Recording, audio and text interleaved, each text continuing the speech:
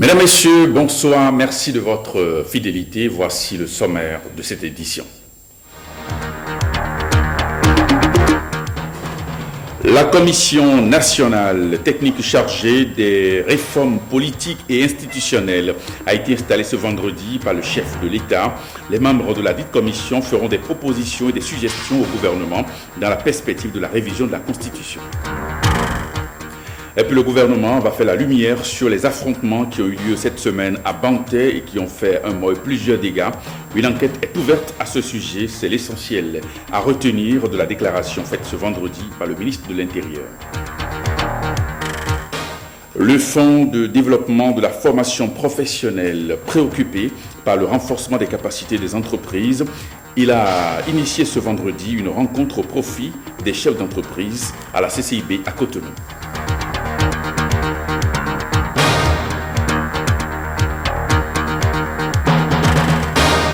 Merci de votre attention. Le président de la République a procédé ce vendredi à l'installation officielle de la Commission nationale technique chargée des réformes politiques et institutionnelles.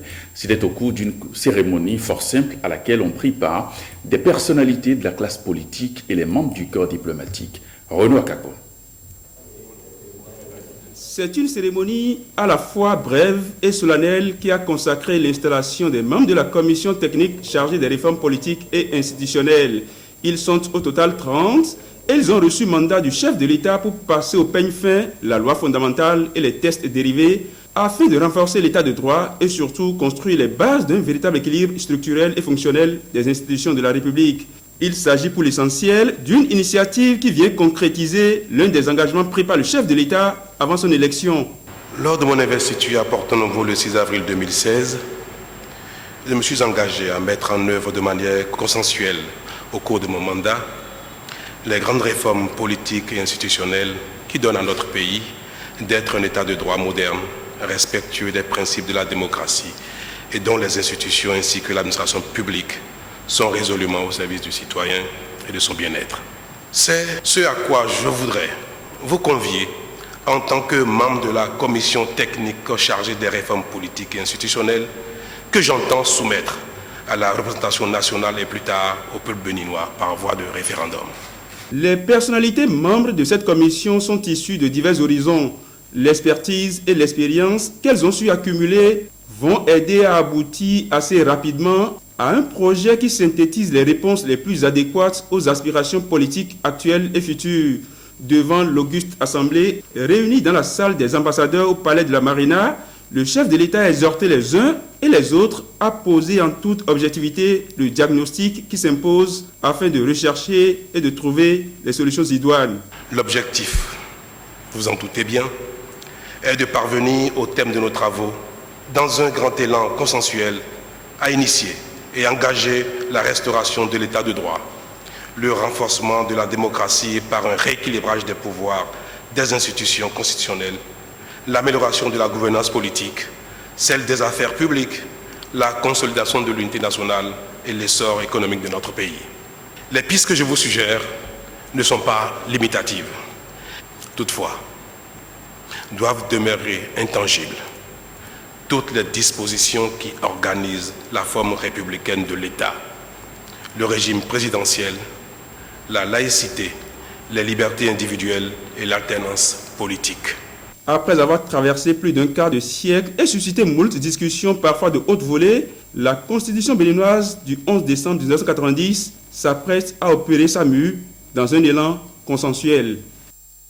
Et puis suivons à présent quelques propos de personnalités recueillis à l'issue de cette cérémonie par Renaud Akako. Le président veut rompre avec certains éléments qu'on a mis en place à la conférence nationale qui n'ont pas bien marché. Donc il faut faire très attention à la composition de cette commission-là. C'est important, sinon on donnera pas certains organes comme on ne le voit dans aucune constitution du monde, et ils sont tout puissants. De l'avis unanime de la classe politique et même de la société civile béninoise, il faut une relecture de notre constitution, une relecture des lois organiques et une relecture même de notre code électoral. Il y a beaucoup de choses à faire et nous souhaitons vraiment que cette commission travaille d'arrache-pied pour que dans un délai assez bref, le Bénin sache à quoi s'en tenir au point de vue des institutions. Moi, j'ai personnellement constaté que notre constitution a besoin un tout petit peu d'être adaptée mieux à la conception que nous faisons de l'exercice du pouvoir. Et avant que toute décision ne soit réellement prise, il faut associer le peuple. C'est une bonne initiative, si surtout elle est ouverte au plus grand nombre. Que chacun dise, selon lui, ce qui ne va pas. Pourquoi ça ne va pas? Qu'elle essaie d'analyser. Et que nous échangeons sur chaque point, que nous apportions des solutions aux institutions que nous éliminons. Et on espère que cette commission installée par le président de la République, qui est au fond, quand même, il faut le dire, la troisième commission de réforme politique dans le pays. Il y a une première, présidée par le président Maurice Aranzo-Glélé, une deuxième par le président Joseph Mélenchon, et celle-ci, qui est présidée par le garde des Sceaux, mon excellent collègue, le professeur Joseph Dabenou. Et donc, celle-ci est amenée à concrétiser, à transformer l'essai et à capitaliser tout ce qui a été dit. Je rêve d'un pays qui renaît politiquement, un pays qui est un modèle, mais qui consolide son modèle. Il y a d'abord ce qui importe au président de la République, ce qui lui tient à cœur. Je pense notamment au rééquilibrage des pouvoirs entre le pouvoir exécutif, législatif et judiciaire.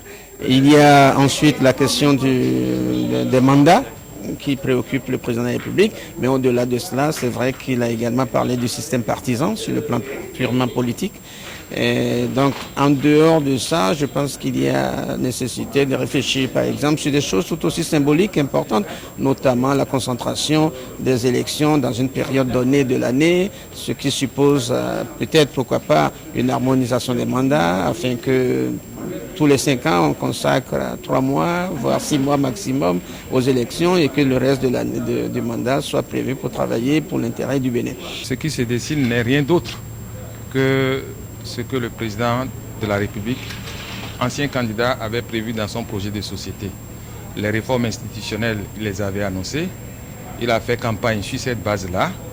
Le caractère important de la prise en charge de ces réformes a nécessité de prendre en compte un certain nombre de personnalités, d'expériences et d'expertise, selon ses propres termes, pour mener à bien ces réformes-là qui sont importantes pour le devenir de notre pays.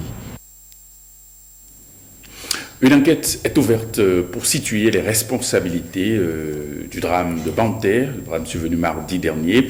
Ainsi s'exprimait ce vendredi le ministre de l'Intérieur, Sakalafia, qu'il vous souvienne, la protestation d'un groupe d'élèves contre l'administration du CG1 de Banter avait dégénéré. Résultat, un mort, plusieurs blessés, des dégâts matériels importants. Alors ces élèves accusaient l'administration du collège d'avoir détourné des fonds destinés à l'organisation des travaux dirigés et de s'opposer à la tenue des journées culturelles. Les forces de l'ordre et de sécurité sont intervenues pour amener la quiétude. On écoute le ministre Sakalafia au micro de Patrick Benou et d'Ibrahim Lawani. Le timide mouvement de protestation d'un groupuscule d'élèves a été très tôt récupéré en début de matinée par des badauds surexcités.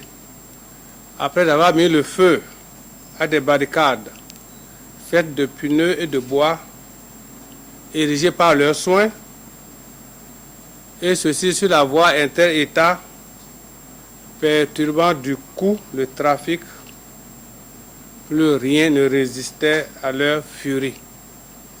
Le déploiement des forces de sécurité publique pour rétablir l'ordre public n'a pas dissuadé les meneurs, parmi lesquels certains n'ont pas hésité à faire usage d'armes à feu traditionnelles contre les policiers et les gendarmes. C'est dans ces conditions que les forces de sécurité publique, exerçant leur droit légitime de défense collective, ont réagi pour préserver leur vie.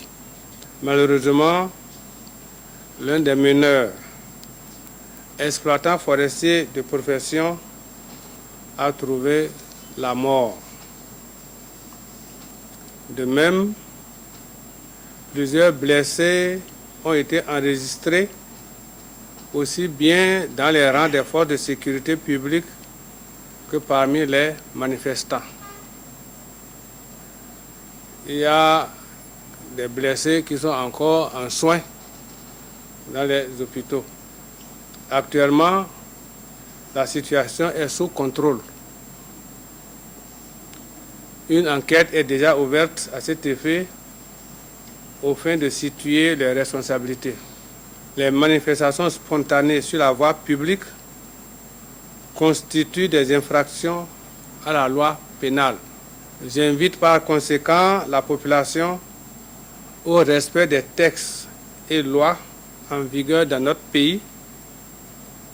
Je les invite également au calme, à la sérénité et exhorte par la même occasion à vaquer en toute quiétude à leurs préoccupations quotidiennes. La question du plan de formation au sein des entreprises béninoises a réuni ce vendredi à la CCIB les chefs d'entreprise. Une rencontre organisée par le FODEFCA, le Fonds de développement de la formation professionnelle. Voyez Petroni Lokosu et Marie-Louise Perrin pour le reportage. Vous avez là 4 pays qui ont eu des taux de croissance. Un taux moyen de croissance de 3% sur le continent qui ne peut impacter durablement le développement, c'est l'essentiel du rapport semestriel du Fonds monétaire international FMI en sigle, courant les 20 dernières années. Comment réunir les ingrédients catalyseurs pour inverser la tendance? On table sur un divertissement de l'économie, sur une poussée de l'investissement, sur une amélioration du climat d'affaires à travers les politiques volontaristes de réduction des gaps, des éléments principaux du cadre macroéconomique. La réduction des inégalités, la maîtrise de l'inflation, les crédits aux facteurs de production, la transformation du dividende démographique pour un développement inclusif sont autant d'éléments mis en exergue par le conférencier. Mais pour le cas typique de notre pays, la langue se délie très peu. Je ne vais pas essayer de prononcer qu'est-ce qui est important pour le Bénin de faire. Parce que ce qui est important pour le Bénin, c'est bien le gouvernement béninois qui l'articule, et par la voix de vous, électeurs ici au Bénin, ce sont vous qui mettez ces objectifs. Ce que les FMI peut faire pour vous, et ce que je vais essayer de faire un peu dans mes réponses, c'est de dire, mais quelles sont les leçons d'ailleurs, non seulement en Afrique, mais aussi en Asie, j'en ai parlé tout à l'heure. Quelles sont les leçons, quelles sont les choses qu'on a apprises dans l'histoire, en ce qui concerne la politique économique, les choses qui ont marché, mais aussi surtout, les choses qui n'ont pas marché. Quelles conclusions pouvons-nous tirer des expériences du passé pour essayer justement de faire mieux et de s'assurer que les populations qui demandent des services publics, qui demandent de l'enseignement, des infrastructures aussi bien physiques que sociaux, que peut-on faire pour atteindre ces objectifs? Je ne me vois pas, ni moi ni mes collègues d'ailleurs, comme étant dans une position de dire au Bénin, ben voilà ce qu'il faut faire. Non. C'est pas ça la relation que je recherche entre le FMI et nos pays membres en Afrique. Un rapport dans l'ensemble optimiste pour les années à venir tendant à prévoir une croissance autour de 7% dans les pays à fort revenu pétrolier ou les pays aux exploitations agricoles favorables à enclencher la machine d'un progrès soutenu. Toutes nos excuses, vous avez plutôt suivi un reportage sur le lancement du rapport du Fonds monétaire international de Sud-Afrique. Nous allons maintenant revenir à l'activité du FODEFCA qui se préoccupe donc de la question du plan de formation au sein des entreprises béninoises. Une rencontre a eu lieu dans ce cadre aujourd'hui même à la CCB à Cotonou. On va retrouver Petroni Lokosu et Marie-Louise Perrin pour le reportage. La formation du personnel apparaît donc comme une nécessité pour l'entreprise qui doit assurer la prise en charge de l'amélioration des compétences pour s'adapter à l'évolution technologique du marché. La CCIB, Chambre du commerce et d'industrie du Bénin, et le Fonds de développement de la formation professionnelle continue et de l'apprentissage FODEFCA se préoccupent du perfectionnement des entreprises béninoises. Cette première séance de sensibilisation est initiée pour montrer l'importance de la formation au sein d'une entreprise qui se veut prospère. Prendre justement le processus qu'il faut vers une formation de qualité en mettant en place ce que nous appellerons le plan de formation, qui est en fait un document dans lequel on retrouve l'ensemble des actions de formation que l'entreprise désire mettre en place sur une période donnée. Ça va permettre en fait de savoir au niveau de l'entreprise quelles sont les différentes actions de formation qu'il faut mettre en place, quel est le personnel qui doit en bénéficier et pour quelles raisons, n'est-ce pas, l'entreprise choisit de le faire. Ça fait 15 ans que le FODEFCA existe et je suis sûr qu'il y a beaucoup d'entreprises qui ne savent même pas ce que c'est que le FODEFCA, d'autant plus que non seulement ils bénéficient de formation, mais en plus leur formation est subventionnée. Ça fait 2 atouts qui justifient que de plus en plus d'entreprises aillent vers le FODEFCA. On fera en sorte que le maximum de la couche de notre pays puisse bénéficier des services du FODEFCA et je me chargerai de faire en sorte que 1 franc qui rentre dans la caisse du FODEFCA pour la formation ira à la formation et à la formation de bonne qualité. Pour les formateurs, le plan de formation est indispensable au développement d'une entreprise. La richesse la plus précieuse, c'est les ressources humaines. Et une ressource humaine bien formée est forcément un acteur de développement. Je dirais qu'un travailleur qui ne reçoit pas de formation, qui n'est pas dans la formation continue, est une perte pour la nation. Cette action du FODEFCA participe à rendre les entreprises plus compétitives dans leur environnement. La Fondation Terre des Hommes appuie le centre de santé d'Akasato en matériel et en infrastructure. C'était une promesse faite par la famille Joseph de Suisse il y a plus d'1 an pour rendre agréable le cadre de travail et permettre d'offrir des soins de qualité aux populations. La cérémonie officielle de mise en service de l'infrastructure s'est déroulée à l'hôpital ce jour même à Akasato. Et le Winator, Monique Toron pour le reportage. Promesse faite, promesse tenue. La famille Joseph de Suisse, à travers la Fondation Terre des Hommes, vient d'honorer ses engagements vis-à-vis du personnel et des usagers du centre de santé d'Akasato dans la commune d'Abomey-Calavi. Cette délégation nous a promis nous venir en appui pour réhabiliter nos infrastructures déjà tombantes.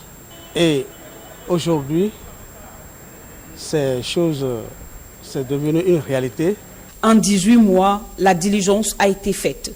Des bâtiments réfectionnés, un hangar construit, une aire de lavage réalisée, des lave-mains implantés et des matériels de protection individuelle, offrant ainsi un cadre de travail acceptable. Cerise sur le gâteau, la Fondation prend désormais en charge les enfants malnutris de la localité. Mais des efforts restent à faire.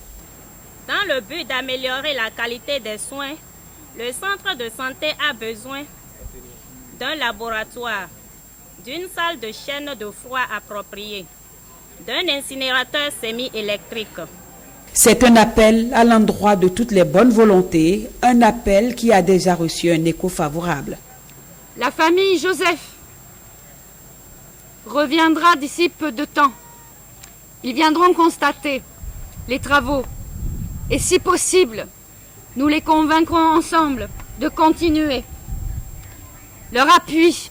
Nous vous promettons que nous ferons bon usage de ce matériel. De nouveaux accompagnements des donateurs sont attendus pour atténuer les problèmes de santé que rencontrent les populations de cette zone sanitaire. Retour maintenant sur la célébration du 1er mai, cette fois-ci une célébration décalée au COUS d'Abomey-Calavi. Les membres donc de cette structure se sont retrouvés hier pour commémorer donc la fête du 1er mai. Reportage. Célébration en différé de la fête du 1er mai, loin des festivités, se veut une rencontre bilan. Au-delà d'un bilan élogieux de la directrice du COUS AC dressé par les agents, l'occasion est bonne pour renouveler le cahier de doléances. Un an durant, on rejaillit sur nous les fruits de nos revendications. Nous pouvons citer le paiement régulier des salaires au plus tard le 20 de chaque mois, la mise en application du nouvel accord d'établissement, la révision et la mise en application de la nouvelle grille salariale, etc. Les revendications ne manqueront jamais d'être formulées. Ceci dit, nous renvoyons nos doléances dans le cahier de charges que nous mettrons à disposition de l'autorité du COUS AC en vue de notre satisfaction. Promesse est faite aux agents du Centre des œuvres universitaires sociales d'Abomey-Calavi de donner suite à leur requête. C'est l'occasion pour moi de vous témoigner ma reconnaissance pour votre franche collaboration, votre sens de responsabilité pour un syndicat de développement et non de revendication. Et je voudrais vous exhorter à poursuivre dans la même lancée pour le bonheur du personnel du cours et pour le bonheur des étudiants que nous avons en charge. Votre cahier de doléances, comme il est coutume à chaque 1er mai, je reste convaincu qu'il fera l'objet d'une minutieuse étude et que ensemble nous trouverons les réponses appropriées aux problèmes posés. Au détour de cette célébration, le dynamisme de la directrice du COUS AC a reconnu son mérite, la mise à disposition du COUS AC d'un domaine pour abriter désormais son siège. Après 8 mois d'apprentissage, les élèves et les enseignants du complexe scolaire et universitaire La Clé de la Réussite sont en fête. Ils ont organisé ce vendredi les Journées culturelles, édition 2016.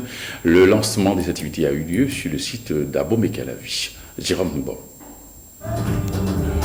Si l'Éternel ne bâtit la maison, ceux qui la construisent travaillent en vain. C'est en application de cette vérité biblique que les enseignants et les apprenants du complexe scolaire et universitaire La Clé de la Réussite ont démarré les journées culturelles par une action de grâce en remerciement à Dieu pour son assistance durant 8 mois d'activité pédagogique. Occasion pour le célébrant de rappeler aux brebis que la vraie clé de la réussite, c'est l'Esprit Saint. Cette édition de journée culturelle revêt une particularité. Il y a une compétition intercite. Ceux de Vaudière, ceux de Calavi comme ceux de Ménontin vont montrer à leurs camarades devant un jury bien choisi leur capacité sur le plan culturel. Ça, c'est une innovation au complexe Clé de la Réussite. Et après, on donne une coupe au site qui aurait vraiment émerveillé le public. L'initiative vise à décompresser avant le démarrage lundi prochain des travaux dirigés intensifs qui préparent aux examens de fin d'année. Après cette préparation, nous espérons que ces enfants seront dans de très bonnes conditions pour extérioriser les compétences qu'ils ont essayé d'acquérir tout au long de leur parcours scolaire, que ce soit au BPC, au CAP ou au bac. Nous demandons aux parents de nous accompagner, de rester avec nous pour que l'accompagnement soit complet. Les élèves s'amusent, s'éclatent, mais ils restent conscients des défis à relever. Toute chose est synonyme d'organisation. Il suffit de s'organiser, de bien gérer son temps. Et le tout ira bien, et de prier Dieu. À chaque matin, de demander à ce que le bon Dieu t'assiste pour que tu puisses bien composer. Et surtout, ne pas oublier les cahiers. En général, c'est bien. Et je prie pour ceux qui sont candidats cette année de se mettre au travail après ces journées culturelles, de s'efforcer de plus. Depuis 25 ans, ce groupe de travaux dirigés devenu collège il y a 14 ans s'illustre par de bons résultats aux examens de fin d'année, toutes séries confondues. Avec plus de 5000 élèves, le complexe scolaire et universitaire Clé de la Réussite compte 5 sites dans la ville de Cotonou et d'Abomey-Calavi. Et puis le président de la Confédération africaine des sports boules ambitionne de doter l'Afrique d'une usine de fabrique de boules. Alors, dans la mise en chantier de ce projet, une séance de travail a eu lieu à Cotonou autour de Claude Azema, qui est lui le président de la Fédération internationale de pétanque, et Ibrahim Idrissou, les experts impliqués dans le dit projet, avec William Bassabi et Wenceslas Armoignon. Séance studieuse au siège de la Confédération africaine des sports boules. Au terme des différents exposés et échanges, les experts sont unanimes. Le projet d'implantation d'usine de boules à Parakou, estimé à plus de 6 milliards de nos francs, est une opportunité. Le projet de l'usine de production de boules de pétanque, un très bon projet, très intéressant. Cette séance d'aujourd'hui nous a permis quand même de faire le dernier point qui sera corrigé par rapport au projet. Ça m'a permis au moins de voir des gens que je ne connaissais pas et qui vont participer au projet, et qui est un projet quand même de grande envergure. C'est un projet industriel qui sera installé à Parakou. Et dans le nord, il n'y en a pas beaucoup comme ça. Donc l'implantation de ce projet, de ce complexe industriel, va naturellement impacter le milieu. Des projections rassurantes qui confortent le promoteur plus que jamais déterminé à aller au bout du projet. C'est un projet qui offre un retour d'investissement rapide. Quelqu'un qui met son argent ne va pas regretter. C'est ce que ça veut dire. Le rendez-vous est donc pris pour la pose de la première pierre à Parakou dans les semaines et mois qui arrivent. Et pour y arriver, il peut compter sur l'assistance du président de la Fédération internationale de pétanque et jeux provençal et du Comité mondial des sports boule Claude Azéma, surnommé l'Africain, qui a fait le voyage de Cotonou avec les experts venus de l'Hexagone. Et puis les femmes ont envahi ce vendredi le centre d'Alger pour une course inédite ayant bouleversé quelques heures l'ordre masculin qui règne habituellement dans les rues de la capitale. Voici le récit d'Awa Sherif. Cheveux au vent, casque vissé sur la tête ou en foulard, elles se sont rassemblées au petit matin dans la rue d'Ibouche Morab, la principale artère d'Alger. L'image était d'autant plus insolite dans ce pays où la rue est avant tout un espace d'hommes et que le vendredi est le jour traditionnel de la grande prière hebdomadaire musulmane. C'est la première initiative et Inch'Allah, كل عام تتعاود وكما كان l'Algéroise, Inch'Allah plus tard elle sera l'Oranais. D'ordinaire, on voit surtout des masses de fidèles se rendre à la mosquée et non des femmes parcourir à toutes jambes les rues de la capitale. Des femmes qui courent en s'encourageant. Elles étaient solidaires, c'était super, franchement, sans regret. La course algérienne 100% femmes et solidaire, inspirée de la parisienne, était ouverte aux plus de 13 ans. Parmi les coureuses figure l'ex-médaille d'or aux Jeux olympiques de Sydney 2000, Nouria Beninda Mera, par ailleurs marraine de l'événement. Même je ne participe pas vraiment à des compétitions, c'est vrai que c'est quand même assez sélect pour participer à ce genre de compétition. Et de voir des mamans avec leurs filles, des groupes de copines, ça fait vachement plaisir. La course s'est achevée après un parcours de 3 km dans des rues fermées à la circulation sur l'esplanade de la Grande Poste où les participantes ont improvisé quelques pas de danse. Eh bien, ce journal va se refermer. Avant de nous séparer, quelques informations. Vous suivrez tout à l'heure à 21h un entretien sur le thème défis et enjeux du secteur de l'artisanat. Et à partir de 22h, les feuilletons, les choix d'amour et la haine du Sud. Le journal du soir, c'est à 23h30. Retrouvez cette édition sur notre site www.ortb.bj. Merci et à demain.